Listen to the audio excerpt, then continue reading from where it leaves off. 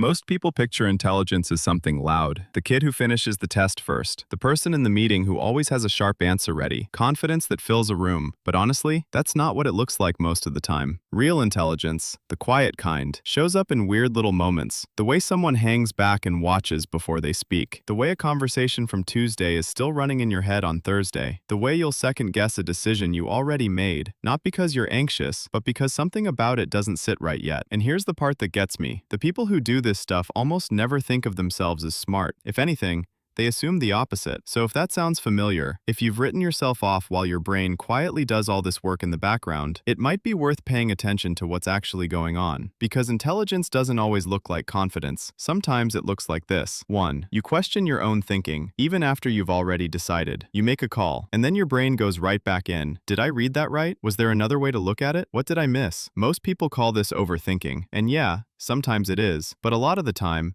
something more useful is happening. Your mind is basically running a background audit on itself, checking for errors, blind spots, things you might have skipped over the first time. That's not a glitch. That's mental flexibility. And it's one of the things most strongly tied to higher cognitive ability. Forming opinions is easy. Being able to question your own is much harder. 2. You notice things other people walk right past. Somebody's tone shifts slightly midway through a conversation. A story someone tells doesn't quite line up. There's tension in a room, and nobody's said a word yet, but you felt it the second you walked in. People sometimes call this being too sensitive or too in your head, but what's actually happening is pattern recognition. Your brain is constantly cross-referencing small signals, facial expressions, timing, word choice, what wasn't said, against everything it's filed away from past experience. Individually, none of it means much. Together, it tells a story. And being able to read that story fast, that's not anxiety, that's a genuinely rare skill. 3. The more you know about something, the less certain you feel. This one messes with people. You'd think expertise would make you more confident, and in some ways it does, but it also shows you exactly how complicated things really are. All the exceptions, the edge cases, the stuff you still can't fully explain. That's the Dunning-Kruger thing, basically. People who barely know a subject tend to feel completely sure about it. People who actually understand it start to see the gaps. So if you've ever felt like everyone else seems so certain, and I'm the only one still unsure, that feeling might actually mean you're seeing more clearly than they are. Uncomfortable,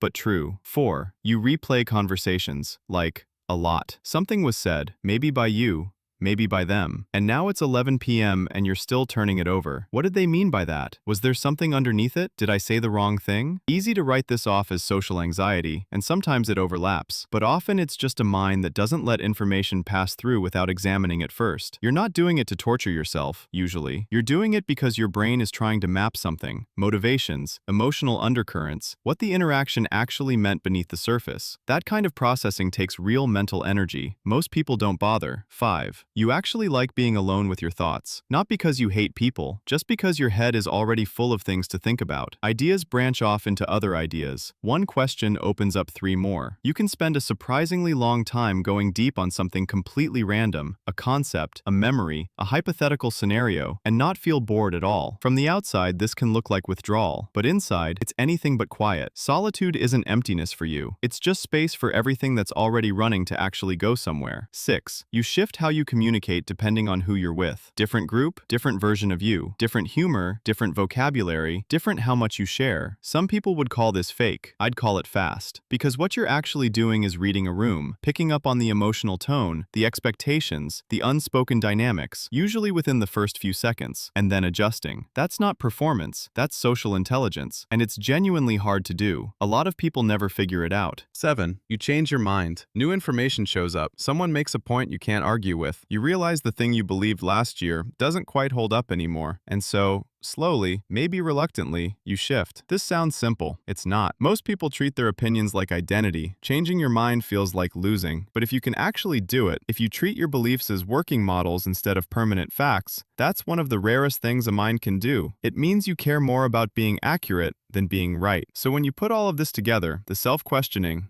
the pattern noticing, the discomfort with certainty, the replaying, the need for mental space, the social reading, the willingness to revise, it's all pointing at the same thing, a mind that goes deep. And weirdly, that depth is exactly what makes these people underestimate themselves. The more angles you can see from, the harder it is to feel completely sure about anything. And in a world that rewards loud confidence, quiet complexity can feel like a liability, but it isn't. Those habits that feel like flaws, the second guessing, the overthinking, the never quite certain feeling, they're not signs that something's wrong with how you think, they're signs that you're paying closer attention than most people do. And once you see that, it's hard to unsee it.